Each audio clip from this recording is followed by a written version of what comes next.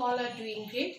So today our topic is in grammar samas. Samas means in English it is called compound. Okay.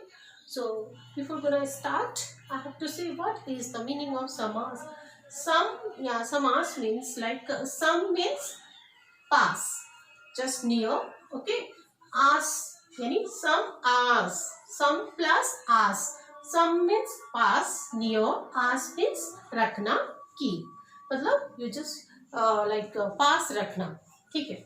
सो यहाँ पास रखना क्या है, जिसका परिभाषा है डेफिनेशन, दो या दो से अधिक शब्दों को मिलाकर एक शब्द बनाने की प्रक्रिया को समास कहते हैं. मीन्स दो या दो शब्द मतलब टू और two more words if you are joining, okay, if you are combining, so that is whatever that प्रक्रिया is there, whatever that is called समास. जैसे कि सार्थक शब्द बनाना. सार्थक मीन्स शब्द का अर्थ हो. सार्थक मतलब जिस शब्द का अर्थ हो उसे हम वैसा शब्द होना चाहिए. जैसे कि अभी हम लोगों ने कहा पास रखना, तो इसका मतलब वो एक सार्थक शब्द है. तो सिर्फ समाज में यही प्रक्रिया नहीं है, नॉट ओनली दिस प्रक्रिया कि पास रखना या पास नहीं रखता है, इस तरह के शब्द कोई नहीं, बल्कि उन शब्दों को मिलाकर, वैसे शब्दों को मिलाकर एक नवीन शब्द बनाया जाता है. उस तरह के शब्दों को हम लोग मिलाकर एक न्यू शब्द यानी न्यू वर्ड क्रिएट करते हैं, उसे हम समास कहते हैं.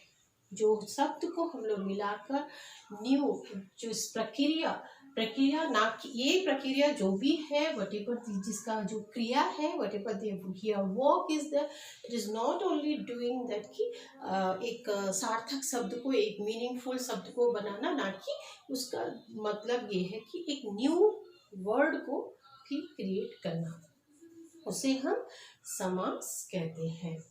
नाउ समास के पद. सो समास के पद में क्या होता है, जो समासिक प्रक्रिया बनने के नए शब्द को हम समासिक शब्द कहते हैं. जैसे कि हम कहते हैं यहाँ पर गंगा के जल.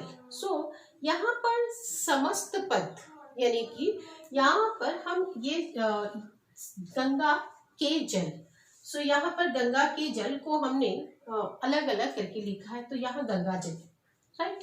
सो गंगा जल है, तो यहाँ जो गंगा जल है समास पद, यानी समास में बहुत सारे पद होते हैं. तो इस पद में, पद को हम क्या बोलेंगे, इस पद को हम बोलते हैं उत्तर पद. क्यों? इस पद को हम बोलते हैं उत्तर पद, यानी कि दूसरा पद.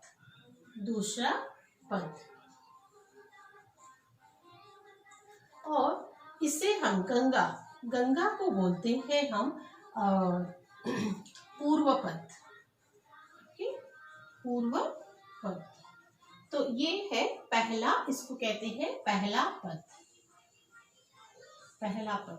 सो ये हो गया आपका. जैसे यहाँ पर जो मतलब जो फर्स्ट वाला आपका जो गंगा है, दैट इज अ पूर्व पद, और जल है जो उत्तर पद यानी दूसरा पद. यहाँ पे इन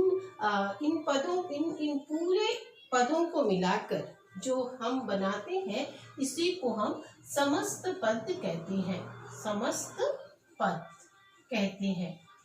समस्त पद का मतलब जब हम पूरा इस गंगा के जल, ये पूरा गंगा अलग है और जल अलग है, तो यहाँ पर समस्त नहीं हुआ, सो ये एक अलग हो. तो इसको जब पूरा हमें मिलाकर जो बनता है, जो पद बनता है, उसे हम समस्त एक पद कहते हैं. अब हम आते हैं समस्त पद को हम क्या कहते हैं. समस्त पद को अलग अलग करके लिखने यानी विग्रह करते हैं, उसे हम समस्त पद कहते हैं. यानी कि समस्त पद को हम क्या करते हैं, अलग अलग करके हम लिखते हैं. जैसे अभी हम यहाँ पर देखें ना, गंगा के जल. सो गंगा जल है, तो गंगा जल को हम यहाँ हाथ के लिए कड़ी, तो हम उसको क्या पूरा एक समस्त पद में क्या लिखते हैं, हथकड़ी. ओके, हथकड़ी लिखा हमने. सो हथकड़ी लिखा, तो तो इसे हम हथकड़ी लिखने की वजह से ये समस्त पद है। तो यहाँ पे समस्त पद का परिभाषा यही है, यानी डेफिनेशन यही है कि समस्त पद को हम अलग अलग करके लिखते हैं और उसे विग्रह करते हैं। विग्रह मतलब उसे हम सेपरेट करते हैं। सो उसे सेपरेट करने को ही हम कहते हैं समस्त पद। समस्त विग्रह, उसे हम क्या कहते हैं? समास विग्रह। ओके, समस्त पद को, यानी ये आपका समस्त पद है। इस समस्त पद को यदि आप सेपरेट कर देते हो, विग्रह करते हो अथवा विग्रह करते अलग करते हो, दैट इज कॉल्ड समास विग्रह। Okay, so that is called समास विग्रह। नाउ कम टू समास के प्रकार।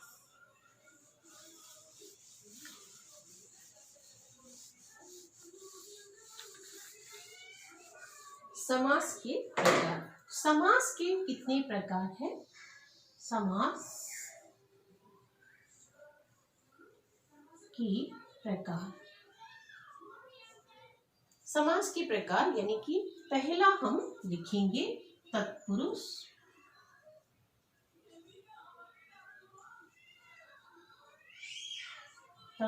समास। ओके, और दूसरा हम लिखते हैं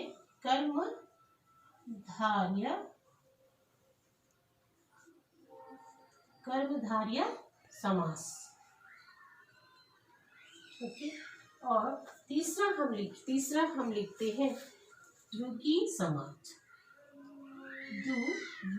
द्विगु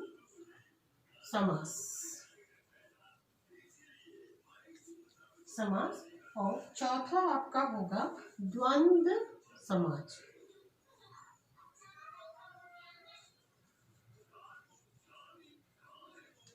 और पांचवा बहुव्रीहि समास। बहुव्रीहि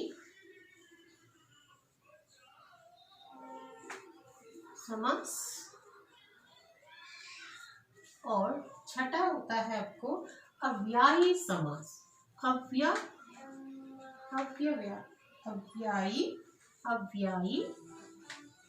अव्यायी भाव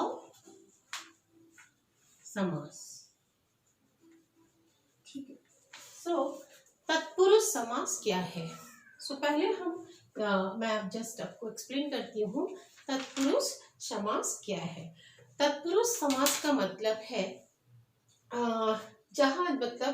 जहाँ हम जिसका दूसरा पद यानी दूसरा पद प्रधान होता है, यानी हम just I told you before only, जैसे कि दूसरा, जैसे गंगा जल कहा है, जो जल दूसरा पद है वो वहाँ पे प्रधान होता है मतलब इम्पोर्टेंट होता है। और विग्रह करने के बाद जब हम उसे विग्रह करते हैं, जब हम अलग कर देते हैं, अलग करने पर वो क्या होता है आपका कारक, यानी कारक का चिन्ह लगता है। जब हम जैसे कि गंगा जल लिखा, सो गंगा के जल, सो वहां पे हम लोग कारक का चिन्ह प्रयोग करते हैं। किसमें? तत्पुरुष समास में। लेकिन समास प्रयोग किया जाता है, लेकिन समास का समस्त पद बनाते वक्त यदि हम पूरा एक पद बनाते हैं तब कारक का लोप होता है। यानी कि अभी हमने लिखा था कि गंगा जल, सो गंगा जल, ठीक है, ये है समस्त पद। सो इस पद में ये जो दूसरा पद है ये प्रधान है। ठीक है, ये प्रधान पद है। जब हम इसको विग्रह करते हैं, जब इसे हम अलग करते हैं, अलग करने से, विग्रह करने से क्या होगा? गंगा के जल। सो गंगा के जल, के आपका कहाँ आता है? ऑब्वियसली कारक में, कारक का चिन्ह है गंगा के जल। सो गंगा के जल हुआ। तो गंगा के जल हम लोग जब उसे विग्रह करते हैं, अलग करते हैं, तो हम उसे कारक के चिन्ह का प्रयोग करते हैं। लेकिन जब हम समस्त पद बनाते हैं, इस तरह के पद बनाते वो कारक का लोप होता है, तब वो कारक नहीं आता है। इसे हम तत्पुरुष समास कहते हैं। कर्मधारय समास में आपका क्या होता है? कर्मधारय समास में एक पद विशेषण होता है और दूसरा पद, एक पद विशेष्य बतलाता है और दूसरा पद विशेषण होता है। यहाँ यानी कि एक पद उपमेय देता है और दूसरा पद उपमान होता है। विशेष्य का मतलब आपको अच्छी तरह से मालूम होगा।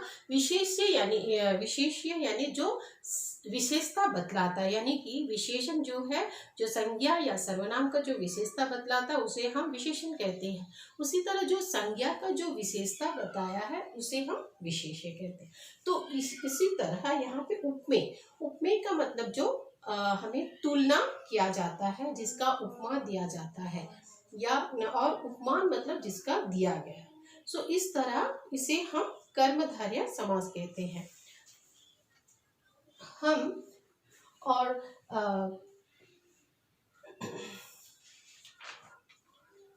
कर्मधारय समास कहते हैं। और द्विविगी समास यानी द्विविगु समास में, हम द्विविगु समास में क्या, इसमें संख्या यानी कि पहला पद जो होता है वो संख्यावाची, यानी इसका जो वाची का मतलब जो संख्या का वाचन करता है, यहाँ पे संख्या का बोध होता है, इसे हम द्विविगी समास कहते हैं। यानी कि जैसे कि आपको एग्जाम्पल चारपाई, सो चारपाई यहाँ पे हम इस्तेमाल कर सकते हैं।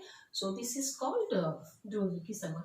द्वंद्व समास यानी द्वंद्व समास का मतलब होता है, द्वंद्व का मतलब होता है झगड़ा, लेकिन यहाँ पे द्वंद्व वो झगड़ा करना नहीं है, यहाँ पे जो दोनों पद है अपने अपनी जगह में इम्पोर्टेंट है।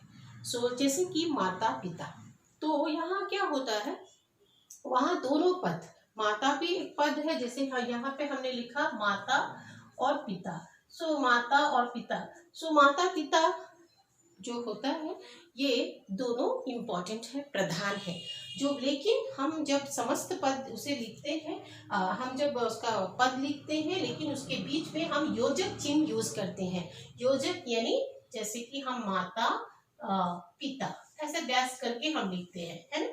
सो इस तरह जब इसमें योजक चिन्ह यूज इस्तेमाल करते हैं, और जब हम विग्रह करते हैं यानी कि उसको अलग कर देते हैं, अलग करने से आपको क्या होगा, माता और पिता, विग्रह करते वक्त जब उसको आप अलग करेंगे, जब आपको समस्त पद में आप माता पिता डैश, माता डैश पिता ऐसे लिखते हैं ना, भाई बहन, घर घर, इस तरह हम लोगों को बहुत सारे वर्ड्स आते हैं, लेकिन समस्त पद में। लेकिन आप जब उसको विग्रह, when you will separate that one, उस पद को आप अलग करोगे, तब उसके जगह में आप उस चिन्ह के जगह, उस डैश के जगह में आप और का इस्तेमाल करते हो। अब आते हैं बहुब्रीहि समास। बहुब्रीहि समास में क्या होता है, जैसे कि यहाँ समास मतलब जो पद, मतलब पहला अपने दोनों तीसरा पद का वो प्रधान बतलाता है, उसका विशेषता बतलाता है, उसका बोध कराया जाता है। जैसे कि जब दोनों शब्द मिलकर तीसरे शब्द का विशेषता बतलाता है, जैसे कि यहाँ example you can say Neelkanth, okay, Neelkanth. So Neelkanth वहां पे हम कैसे बतलाएंगे, नीला है जिसका कंठ, नीला है जिसका कंठ, अर्थात यहाँ पे अर्थात का यूज किया जाता है, अर्थात कौन है, शिव। सो नीला है जिसका कंठ। उसी तरह हम लास्ट अव्ययभावी समास, अव्ययी भाव समास। अव्ययी भाव समास में क्या होता है, जिस समास में जिस समस्त शब्द का अव्यय भाव का बोध किया जाता है उसे ही या दर्शाया जाता है, उसे हम अव्ययी भाव समास कहते हैं। Okay children, so I hope you all understood. Till then we will meet again next class. So till then, bye. Have a great day. Stay safe.